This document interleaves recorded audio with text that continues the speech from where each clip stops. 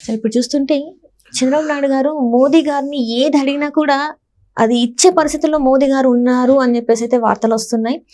అంటే ఏపీ కోసం ఏది అడిగినా కూడా శాంక్షన్ చేసే పరిస్థితులు ఉన్నాయని చెప్పేసి మరి వార్తలు వస్తున్నాయి. నిజంగానే చంద్రబాబు నాయుడు గారు అడిగితే మోదీ గారు ఓకే అంటారా?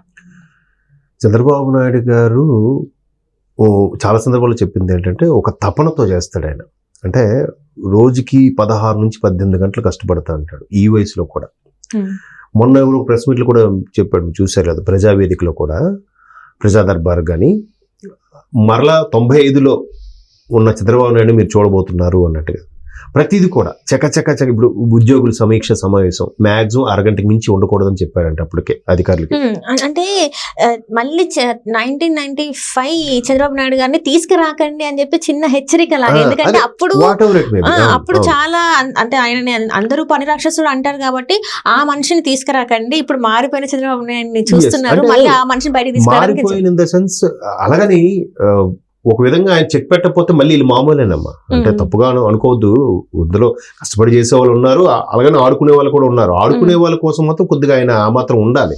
లేకపోతే ఎలా ఉంటదంటే వీళ్ళు మా జీతం మాకు వస్తుందిలే అనుకునే వాళ్ళు కూడా ఉన్నారు, అందరూ కాదు కొందరు. సో అటువంటి అధికారుల పరంగా ఆయన అలా ఉండాలి. అయితే ఇప్పుడు ఆయన ఏంటంటే ఎప్పుడైతే 19 నుంచి 24 మే వరకు ఎట్లా ఉందో రాష్ట్రం అందరికీ తెలుసు. అంటే ప్రజలందరూ కూడా విసిగి వేసారి తిట్టుకొని నానా విధాలుగా ఇబ్బందులు పడి నానా డాష్లు నాకి ఇంకేం చేయలేక కేసులు పెడతారేమో, అరెస్టులు చేస్తారు భయంకి ఓటుతో వాళ్ళ యొక్క అభిప్రాయం తెలియపరిచారు. అందుకే కూటమి అంత బంపర్ మెజార్టీ గెలిచింది, అంత ఘోర పరాభవం అయింది వైసీపీకి. అదే కారణం. బయటికి చెప్పుకోలేక వీళ్ళేమనుకుంటున్నారు, మేము పథకాలు ఇచ్చాం అనుకుంటున్నారు, కానీ ఇంకా రియలైజ్ అవ్వలేదు. అది వాళ్ళ దురదృష్టం, పక్కన పెట్టండి. అయితే ఇప్పుడు ఆయన మనకి ఎంత బాధ్యతగా ఎంత మెజార్టీతో పెట్టారు కాబట్టి మనం మళ్ళీ ఏదో చేసి తీరాలి, ఒక సెటరేట్ చేసి వెళ్ళిపోవాలి, ఒక పరుగులు పెట్టే రాష్ట్రంగా తయారు చేయాలనే తపనతో ఇప్పుడు 2004లో స్టేట్ డివైడ్ అయ్యింది, 14లో బైఫ్రికేట్ అయిపోయింది. అయిపోయిన తర్వాత కేంద్రం నుంచి రావాల్సినవి ఏవైతే రావాలి, కాంగ్రెస్ విడగొట్టింది కాబట్టి నెక్స్ట్ మేమే వస్తామేమో అనుకున్న వాళ్ళు ఓవర్ కాన్ఫిడెన్స్తో చేస్తా ఉన్నారు, ఏం చేయలేదు, రాలేదు, అనుభవిస్తున్నారు. ఇప్పుడు 10 ఏళ్ళు, ఇప్పుడు 3వ కూడా ప్రతిపక్షంలో కూర్చోవలసిన పరిస్థితి కాంగ్రెస్ది. సో మరి కాంగ్రెస్ లేకపోయినా కేంద్రంలో ఏ ప్రభుత్వం ఉందో ఆ ప్రభుత్వం విభజన న్యాయం ప్రకారం, విభజన చట్టాల ప్రకారం ఏవేవి కేటాయించలు ఎవరిని ఇవ్వాలిగా.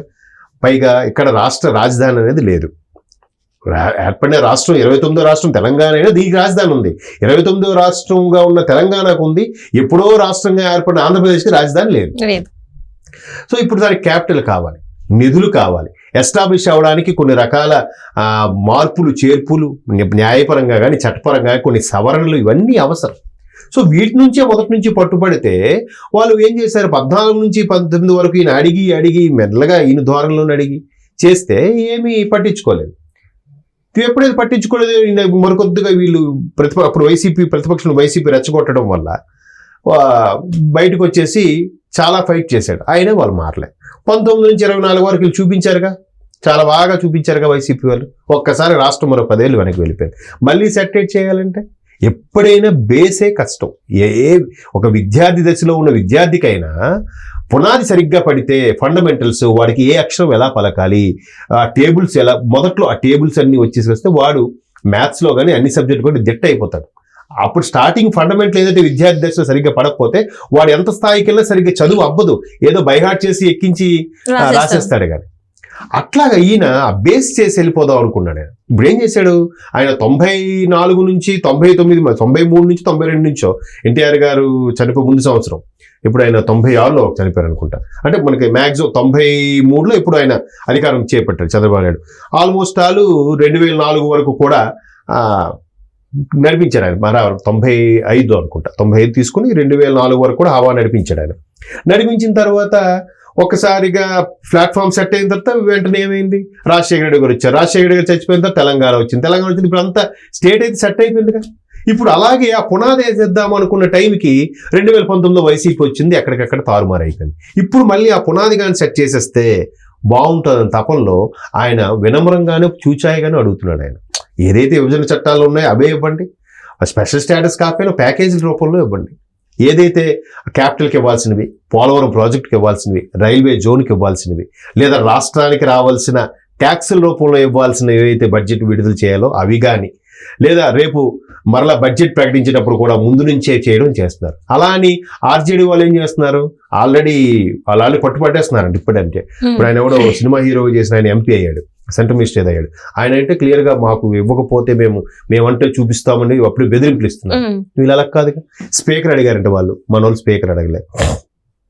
మనకి ఇన్ని కేంద్ర మంత్రులు కావాలని వాళ్ళు అడిగారంటే మన వాళ్ళని కూడా అడగలే. రాష్ట్రానికి 3 కేంద్ర మంత్రులు ఇచ్చినా ఒకటి వాళ్ళు బీజేపీ వాళ్ళకి ఇచ్చుకున్నారు, అది లెక్కలోకి రాదు. సో అట్లాగా ఈయన ప్రతిదీ బాబు ఇవి కాదు, ముందు మా రాష్ట్రాన్ని ముందు ఎస్టాబ్లిష్ చేయాలి, రావాల్సిన నిధులు కరెక్ట్ గా ఇవ్వండి. మేము ఏదైతే అమరావతి అనుకున్నామో అది ముందు స్థిరపడాలి. రైల్వే జోన్ ఏదో అనుకున్నారో అది కనీసం ఇవ్వండి.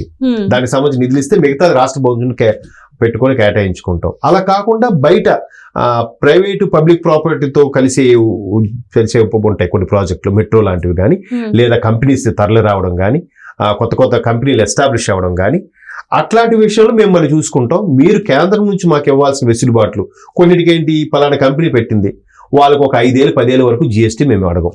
అది ఎంతో వెసులుబాటు కదా కంపెనీకి, ముందుకు వస్తాయి. ఆంధ్రప్రదేశ్లో పెడితే మనకి జిఎస్టీ ఉండదు, మనం అంతా ఎస్టాబ్లిష్ చేసుకుంటే గవర్నమెంట్ మనకి అన్ని ఫెసిలిటీ కల్పిస్తుందని ఒకరిద్దరు వచ్చేవాళ్ళు ఇది చూసి మరో 10 మంది వస్తారు. సో అప్పుడు రెవెన్యూ జనరేట్ అవుతుంది. ఆయన తాపత్రయం అది. దానికోసం ఆయన చేతులు పట్టి బతిమాలినట్టే అడుగుతున్నాడు తప్ప. అంటే గతంలో ఒకసారి ఇలానే తప్పుదం చేశామన్న ఒక ఇదిలో ఈసారి అట్లాంటివి ఏం తప్పులు జరగకుండా. తప్పుదం కాదు, గతంలో ఏంటంటే అప్పటికే రాష్ట్రం విడిపోయి చాలా ఇబ్బందుల్లో ఉంది. అమరావతి సెట్ అవుతుంది అని అనుకునే టైంకి వీళ్ళు సరిగ్గా గవర్నమెంట్ పోయింది. ఇప్పుడు మళ్ళీ గాడిని పెట్టాలంటే ఇప్పుడు ఒకటమ్మా, ప్లెయిన్ గా ఉండే ప్రదేశంలో బాబును ఇల్లు కట్టారంటే వాడికి ఒక ప్లాన్ ఉంటుంది. ప్లెయిన్ ఉంది, సో ఈ డిజైన్ ఇలా వేద్దాం అలా వేద్దామని పునాది నుంచి వేసుకెళ్తాడు.